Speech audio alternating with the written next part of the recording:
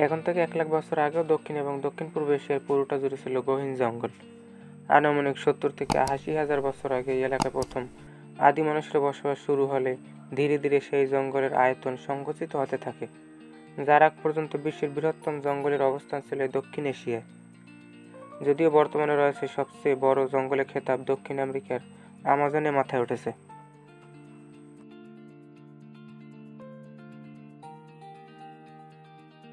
বাংলাদেশের খুলনা বিভাগ এবং ভারতের পশ্চিমবঙ্গ রাজ্য উত্তর ও দক্ষিণ 24 পরগনা এই দুটো জেলা মিলে বিস্তৃত বিশ্বের বৃহত্তম ম্যানগ্রোভ বন সুন্দরবন। সুন্দরবনের মোট আয়তন প্রায় 10,000 বর্গ কিলোমিটার। এর মধ্যে প্রায় 6 ভাগ বা 6,000 বর্গ কিলোমিটার বাংলাদেশের নিয়ন্ত্রণে রয়েছে, বাকি শতকরা 40 ভাগ ভারতের নিয়ন্ত্রণে রয়েছে। ভৌগোলিকভাবে সুন্দরবনের সীমানা দুটো নদীতে নির্দিষ্ট করা হয়েছে। পূর্ব দিকে ভারতের হুগলি নদী আর পশ্চিমে বাংলাদেশের বলেশ্বর নদী। এই দুটো জলধারা মধ্যবর্তী ম্যানগ্রোভ বনাঞ্চলের আনুষ্ঠানিক নাম সুন্দরবন। এই বনাঞ্চলের নামকরণ নিয়ে রয়েছে একাধিক মতভেদ। এর মধ্যে সর্বোচ্চ সমর্থন পুষ্ট হয়েছে সুন্দরী নামক এক ধরনের গাছের নাম অনুসারে সুন্দরবন নাম রাখা হয়েছে। তবে এর বিপরীত কেউ কেউ বলে সমুদ্রবন অথবা চন্দ্রাবন নামটি পরিবর্তিত হয়ে সুন্দরবন নামকরণ করা হয়েছে। সুন্দরবন 6 ডিসেম্বর 1997 খ্রিস্টাব্দে ইউনেস্কো বিশ্ব ঐতিহ্যবাহী স্থান হিসেবে স্বীকৃতি লাভ করে। সুন্দরবনে জলের মতো ছড়িয়ে রয়েছে সামুদ্রিক স্রোতধারা, কাদাচর এবং ম্যানগ্রোভ বনভূমির লবণাক্ত সহ ক্ষুদ্র দ্বীপমালা। মোট বনভূমির 31% অর্থাৎ 1874 বর্গ কিলোমিটার জুড়ে রয়েছে নদী, নালা, খাড়ি, বিল এবং জনাকীর্ণ অঞ্চল। সুন্দরবনে প্রচুর গাছের প্রজাতি রয়েছে, এর মধ্যে সুন্দরী ও গেওয়া সর্বাধিক। এখানে 290 প্রজাতির পাখি, 120 প্রজাতির মাছ এবং 42 প্রজাতির স্তন্যপায়ী প্রাণী রয়েছে। 35 প্রজাতির সরীসৃপ এবং 8 প্রজাতির উভচর সহ 453টি প্রজাতির স্তন্যপায়ী বাসস্থান এই সুন্দরবনে।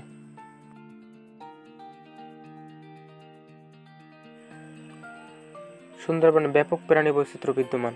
সুন্দরবনে উল্লেখযোগ্য প্রাণীর মধ্যে রয়েছে বাঘ। 2004 সাল হিসাব মতে সুন্দরবনে প্রায় 500 রয়্যাল বেঙ্গল টাইগার রয়েছে।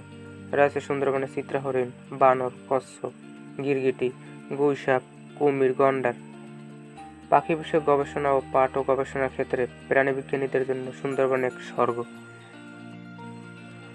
ইতিমধ্যে বহু প্রাণী সুন্দরবন থেকে বিলুপ্ত হয়ে গেছে এবং বহু প্রাণী বিলুপ্তর পথে, যার মধ্যে রয়েছে বুনো মহিষ, পাড়া হরিণ, বুনো ষাঁড়। আরও বিলুপ্ত হয়েছে সাদামানিক জোড়া কানঠুনি, বোচা হাঁস, গগনবেড়, জলার তিতি সহ বিভিন্ন পাখি।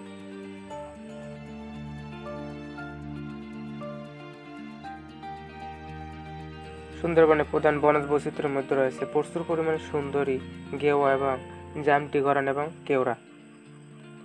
1903 সালে প্রকাশিত পেইনের হিসাব মতে সর্বমোট 254টি শ্রেণী এবং 334টি প্রজাতির উদ্ভিদ রয়েছে এই সুন্দরবনে।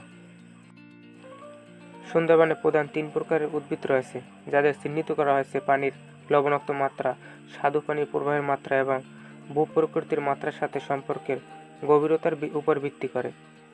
বিভিন্ন অঞ্চল জুড়ে রয়েছে সুন্দরী ও গেওড়া এবং পাশাপাশি বিক্ষিপ্তভাবে রয়েছে দুন্দুল এবং কেওড়া।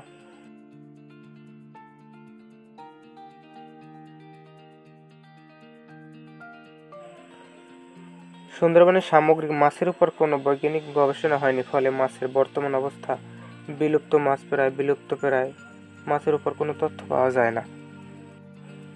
বাংলাদেশের সংরক্ষিত বনাঞ্চল 51% জুড়ে সুন্দরবন।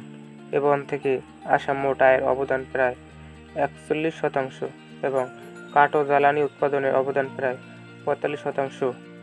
মানুষের বসবাস ও অর্থনৈতিক কাজে ব্যাপক ব্যবহার হওয়া সত্ত্বেও সুন্দরবন 70%-এর কাছাকাছি বনভূমি এখনও টিকে আছে এবং সুন্দরবন সংরক্ষণ করা না গেলে অদূর ভবিষ্যতে হয়তো সুন্দরবন আস্তে আস্তে ধ্বংসের পথে চলে যাবে।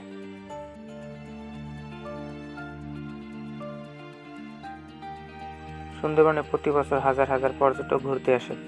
প্রতি বছর হাজার হাজার দেশ বিদেশি অসংখ্য পর্যটক সুন্দরবনে অপরূপ সৌন্দর্য উপভোগ করার মাধ্যমে প্রকৃতি থেকে বিভিন্ন জ্ঞান অর্জন করে থাকে।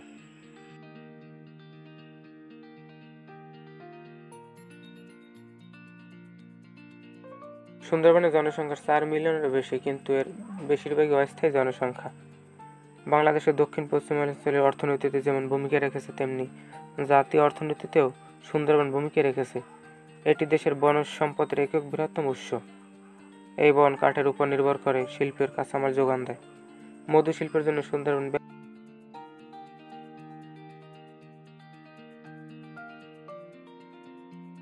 সুন্দরবনের সাথে প্রত্যক্ষভাবে জড়িত আছে বিভিন্ন পেশাজীবী সম্প্রদায়ের মানুষ ও উপকূলীয় অধিবাসী। তাদের জন্য সবথেকে বড় আতঙ্কের বিষয় ছিল বনদস্যু, তাদের উৎপাত, ডাকাতি, অপহরণ।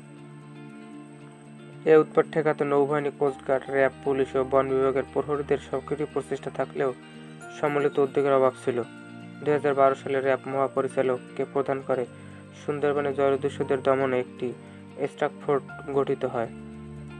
অবশেষে সাংবাদিক মহসিনুল হাকিমের মধ্যস্থতায় 2016 সালে 31শে মে মাস্টার বাহিনীর আত্মসমর্পণের মাধ্যমে বনদস্যুদের সুন্দরবন থেকে দোষীমুক্তকরণ শুরু হয়। এভাবে বাংলাদেশের অংশের প্রায় 400 বছরের জলদস্যুদের অবসান ঘটে।